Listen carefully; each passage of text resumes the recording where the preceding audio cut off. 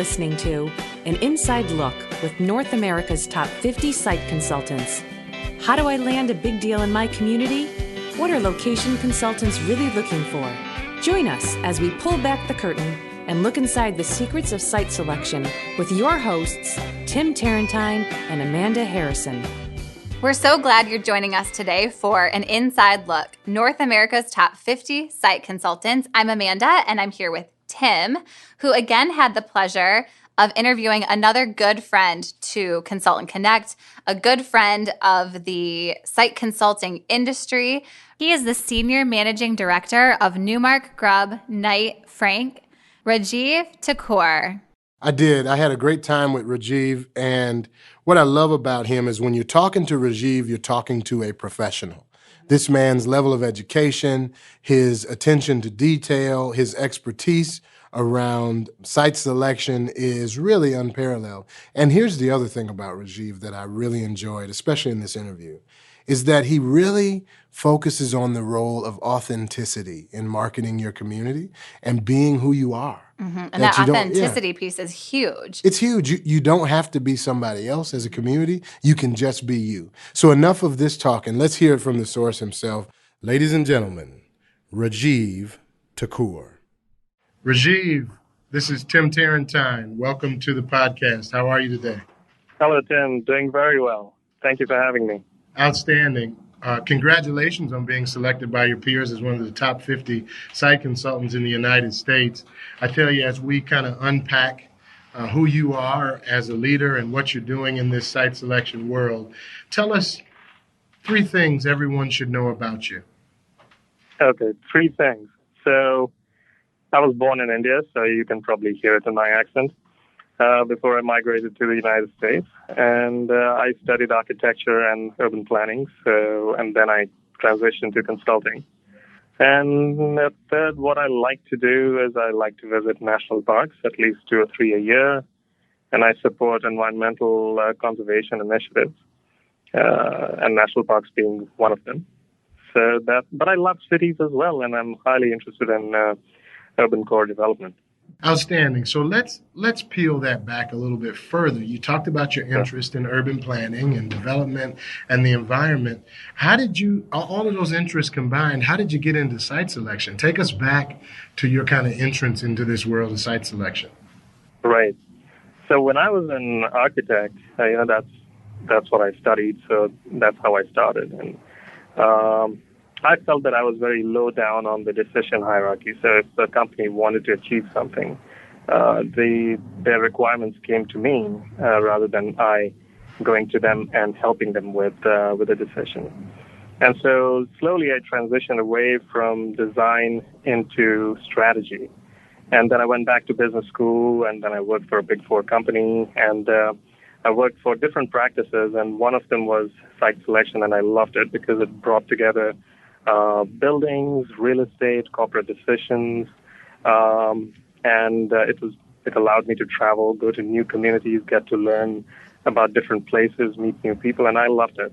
So I stayed with it, and that's what I do today.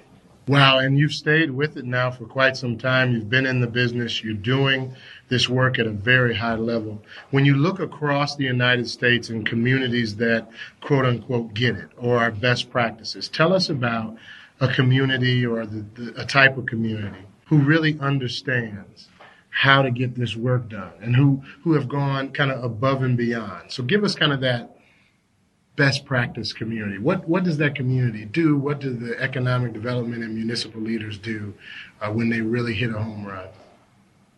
Okay, so in a recent project that was announced in Louisville, Kentucky, we found that the community was very creative and about presenting an urban core strategy for a project that would normally go to the suburbs. So if you have a back office or a call center type of project, they need free parking, right? Because employees don't earn as much to be able to pay for parking every day. So such projects tend to go to the suburbs. But they were very creative about making it happen on Main Street in the city. And, their mayor was very, very involved. Mayor Fisher is a great leader. And he was very available. He made the company feel very welcome. And so altogether, I think it was the total package. And it might not have been the cheapest place to do business, but it was almost there. But everything else around it, the soft factors, made this thing happen. Wow. So you talked about the soft factors. Yes. What are those key issues for your clients or for companies today? And what can economic developers and communities do to address those key issues? Because sometimes it's not just money. Sometimes it's not just workforce. You said soft issues, but they tend to be overwhelming. So tell us what those issues are and what we can do about it. Well, the soft factors are not really anything different than what you already do. It's presenting the best face, but then being very sincere and honest about it. So you have to be truthful to yourself, and it'll show. So if you're really excited about it and if you believe in it, it really shows. And that's what happened in Louisville. They were very excited about getting this company into downtown, and they knew that it's the best fit, and they presented everything factually because facts supported their excitement and their enthusiasm. So, Rajeev, you talked about Kentucky as a great community. You talked about this kind of soft factor in the issues. For communities with a limited budget, and many of the communities who are marketing to you don't have huge budgets, as you know, what are the most effective tools to invest in? What should those communities really be investing in to compete in this global market? So mostly, we're trying to communicate to clients, and they want to see what you have.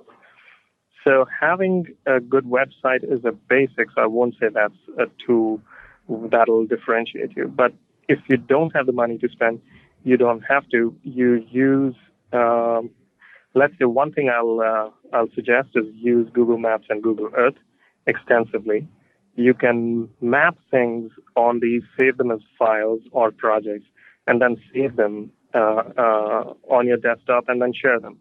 So it's very easy and effective way because with Google Maps, you already have an underlying layer of information that you don't have to recreate in GIS.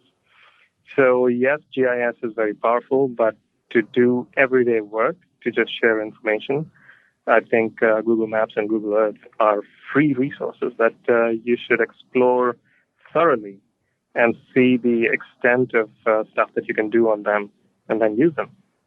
Outstanding. So using those tools and all the tools that are kind of in the market today for marketing a community, which ones really grab your attention? Which ones work best on you personally? Well, marketing, I would say, again, I'll go back to the best marketing tool is truthfulness. The point is that we will eventually find out what the truth is. So don't rely on hyperbole or exaggeration. Because if we find out something different than what you're saying, then it makes a bad impression on clients and on consultants. Now, good consultants will not punish a community because of insincerity on the part of a single economic developer, because that won't be fair. But some might. And it is in your interest to attract a company that is likely to be successful. Don't try to just get anyone in your community somehow and then let them fail. It'll only create stress in your community and workforce when people lose jobs. So I think when you talk about marketing, it comes back to just be truthful to yourself and to your community. I have a feeling with all of you of what you've said to this point that I know the answer to this ending question, but I'm going to get you out of here on this. Sure. If you could tell a room full of economic developers one thing, what would it be? Yeah, so again, it's, well, you might convince others, but you will always know the truth yourself. So I don't want to be preachy, but I suppose that's what you're asking me to be. Sure. So you should push the envelope by all means, be creative, and promote your community by all means. But if you don't have the assets to support a particular client, then it would be a disservice to both the company and your community to do so. So on the other hand, if a company wants to be in your community for reasons other than business, so for instance, so there was an example where a lawyer from Wheeling, West Virginia, left and worked in D.C., but then he wanted to take some business back to his community, and he put the back office in that town when there was nothing there, right? So it wasn't a business decision. It was a personal, emotional decision. But then that community really pulled it together and helped them succeed. So yes, if there are other reasons, then be creative, but do it for the right reasons. So I'll get off my soapbox now. Well, we appreciate the soapbox. It helps our industry, and we really appreciate everything you do. Rajeev, thanks for being one of North America's top 50 site consultants. Thank you, Tim. It was a pleasure. Thank you for tuning in to North America's Top 50, produced by Consultant Connect, where we're working to bridge the gap between leading economic developers and location consultants. To learn more about what we do and how to get involved, please visit consultantconnect.com or tweet me at Ron Kitchens.